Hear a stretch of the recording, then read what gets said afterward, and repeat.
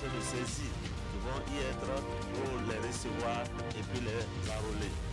Dire que tous ceux qui ont conclu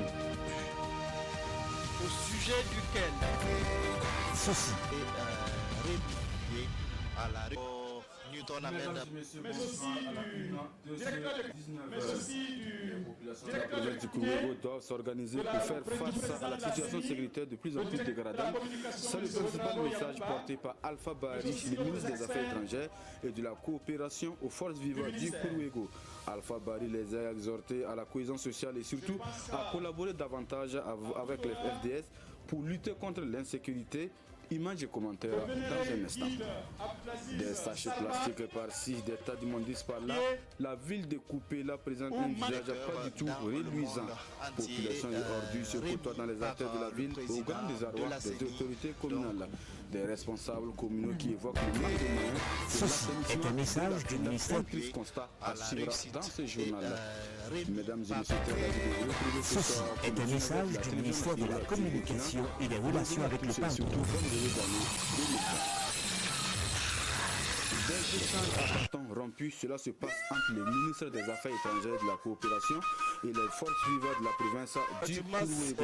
Cette rencontre tenue ce 5 janvier à Boussé, le chef de la province a ainsi permis d'échanger autour de la cohésion sociale et la résilience des populations face au terrorisme. Ceci est un message du ministère de la du Kourouégo a collaboré davantage avec les forces de défense et de sécurité. Il les a surtout appelés à la tolérance. C'était un carrefour Adama Koulibaly. À s'approprier cette populaire et la cohésion sociale, voici les thématiques abordées au cours de cette rencontre entre le ministre en charge des Affaires étrangères et les forces vives de la province du Kourouégo. Les populations doivent, à travers une organisation populaire, faire face à la situation sécuritaire et cela en renforçant la cohabitation entre communautés dans l'Union. C'est important de parler de résilience populaire et de cohésion sociale parce que vous savez la situation que traverse notre pays. On convient tous que ce n'est pas seulement quel que soit son défense et de sécurité font un excellent travail, peut à elle seule arriver à bout donc de cette menace terroriste. Il faut qu'il y ait une mobilisation générale, une mobilisation de la population, qu'il y ait une organisation de la population qui vienne en appui donc aux efforts qu'ils font au quotidien. Les différentes communautés de la province du Kourouégo ont réitéré le vœu de voir la situation sécuritaire du Burkina s'améliorer et elles s'engagent à travers le leader à jouer leur partition. Il faut que le peuple burkinabé reste uni et solidaire. Il faut que nous cultivions l'entraide et la solidarité. Cela nous permettra de cultiver un esprit et de nous armer. La démarche qualité participe à la réussite de tout type d'entreprise avec la mondialisation de la production. Nous, ce que nous pouvons, c'est d'encourager les jeunes gens à s'y mettre et aider vraiment toutes les forces là, chacun ce qui le concerne, à pouvoir vraiment avoir une certaine réussite, une certaine transcendance sur vraiment cette guerre qui nous a été imposée. Et pour venir en aide aux populations déplacées de la province, des enseignants et élèves ont remis une somme de 400 000 francs, plus des vivres et des habits au profit de ceux-ci. En cette veille de Nouvel An, l'association PIA traduit sa solidarité aux personnes du troisième âge et aux orphelins de Réau dans le Sanguier. C'était au cours d'une journée de partage. Hier, dimanche 5 janvier 2020, des vivres, des couvertures, des bourses d'études, des vélos ainsi que de l'argent, ce sont entre autres dons offerts à ces personnes vulnérables par l'association PIA. Oscar Suleiman, Ismaël Dinouma, Sirima. Une joie justifiée par le passage de généreux donateurs. Tel le Père Noël, l'association PIA a apporté des cadeaux aux personnes du troisième âge de la région du Centre-Ouest. Près de 250 personnes reçoivent ainsi des présents composés de vivres, de couvertures et de consommables divers. Le geste a coûté plus de 5 millions de francs CFA. Il faut que nous, en tant que le fils et fils de Burkina, là, on essaie d'aider le gouvernement. Tout seul, ce n'est pas simple. Ils ont besoin de notre coup de main également pour soulager les peines de ces personnes qui ont besoin de nous. L'association PIA s'intéresse aussi au bien-être des orphelins. En cette occasion, elle a remis des vivres aux enfants qui ont perdu leurs parents. Des associations caritatives ont également eu une part. C'est une activité qui a commencé il y a 12 ans ici à Toucon, dans la commune de Réau, et qui aujourd'hui touche l'ensemble de la région du centre-ouest. Donc ce n'est plus une activité seulement du Sanguier. Et ça, comme la promotrice l'a dit, chacun de nous doit aussi à sa façon apporter sa pierre. Cette journée de partage avait également une coloration de cohésion.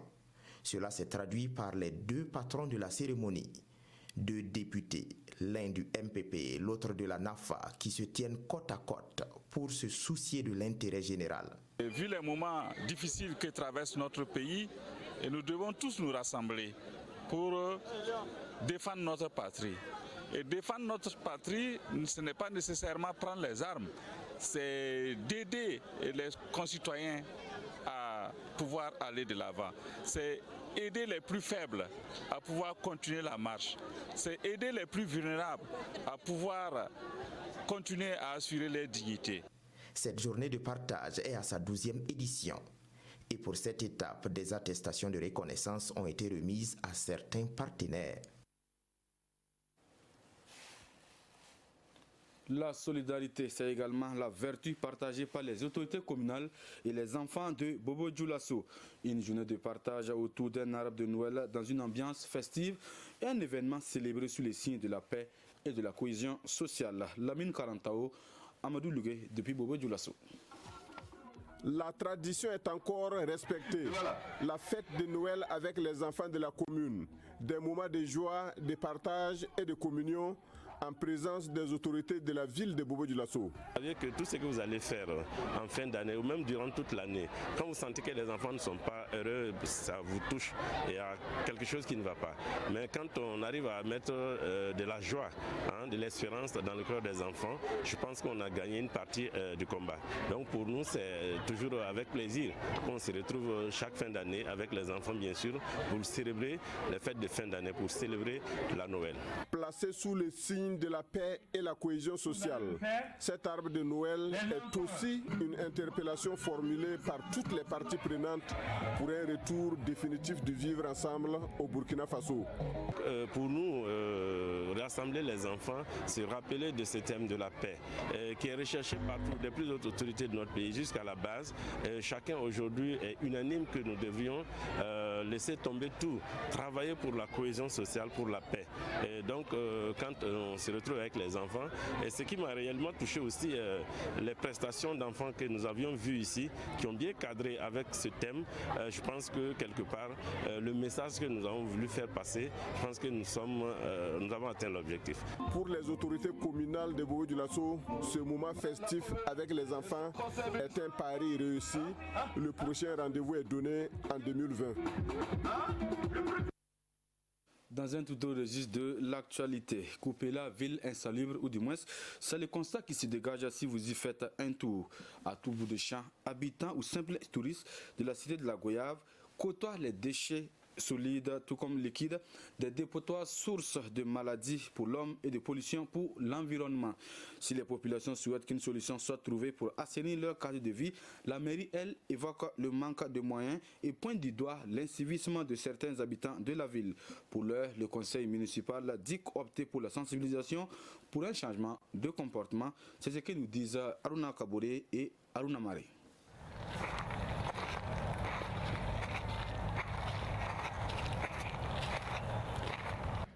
Une décharge à ciel ouvert en plein cœur de Coupéla. C'est un décor de désolation qui s'observe au milieu des habitations.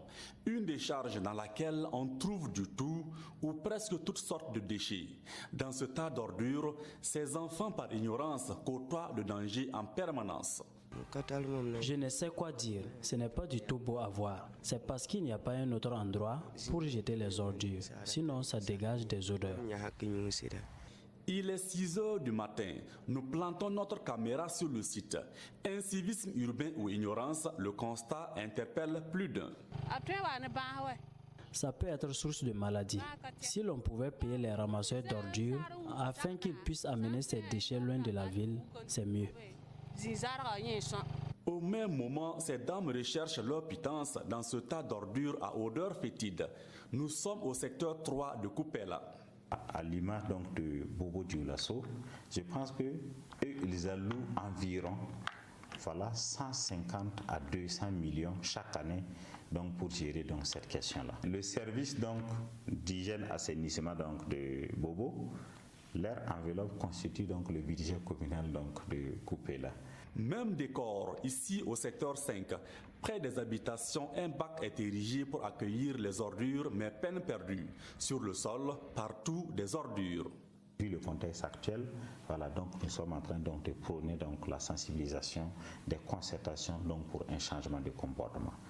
Sinon on peut donc réprimer sans problème. Pour se faire une idée des déchets dégagés par la ville, nous voici chez Mahamoudou Kabouré. L'homme est dans la collecte des ordures qu'il achète, trie et les revend à des clients des pays voisins. Nous pouvons collecter 5 à 15 tonnes. Comme nous n'avons pas assez de moyens, nous ne faisons pas beaucoup de stocks. Nous revendons avec des acheteurs pour avoir des ressources et continuer la collecte. Faute de moyens, dit-il, pour explorer l'autre filon de la récupération, il ne peut faire plus. En dépit de ces initiatives, auxquelles s'ajoute celle de la mairie, l'insalubrité demeure toujours une préoccupation pour la ville de Kupela. Le jardinage est l'une des activités de contre-saison qui occupe certaines personnes, qui occupe seulement plutôt de nombreuses populations de la province du Sanguier. Sur les berges du barrage de Bonyolo ou même derrière les concessions, chaque portion de terre est prise d'assaut par les habitants de la localité pour y faire pousser des légumes, un gagne-pain pour de nombreuses personnes, ce qui leur permet de subvenir aux besoins de leur famille. Toutefois, l'activité connaît des difficultés. La principale étant donc l'écoulement. Ainsi, les producteurs plaident pour une meilleure organisation du secteur afin de booster leur activité. Allons à la découverte de ces producteurs avec Bernard Kombelem et Mamadouba. Des jardins à perte de vue sur les berges du barrage de Bonyolo.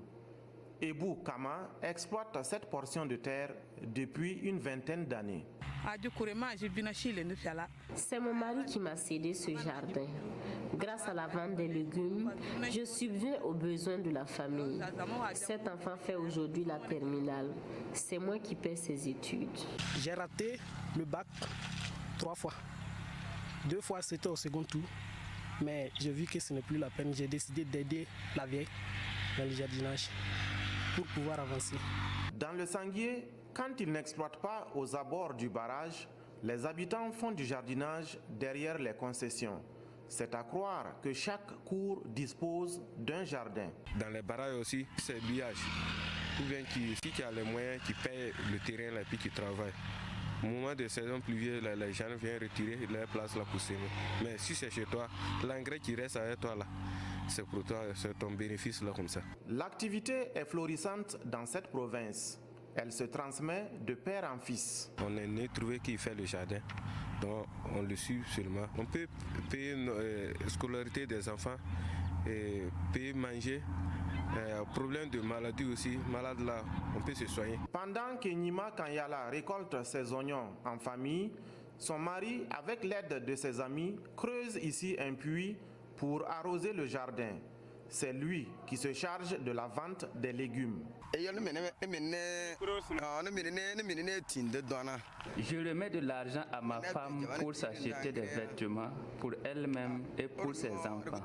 Et le reste, je gère les dépenses liées à la nourriture, à la santé, à la scolarité des enfants. La culture de contre-saison reste ici une activité rentable et occupe sainement les exploitants. Seule difficulté, l'écoulement des légumes. Les producteurs n'hésitent pas à brader les produits aux premiers acheteurs.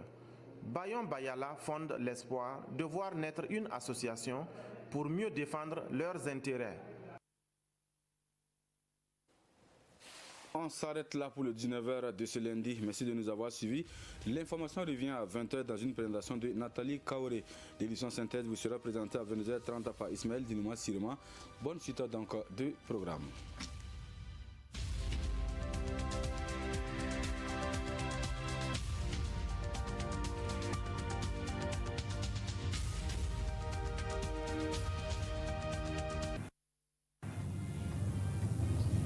Veux-tu m'épouser?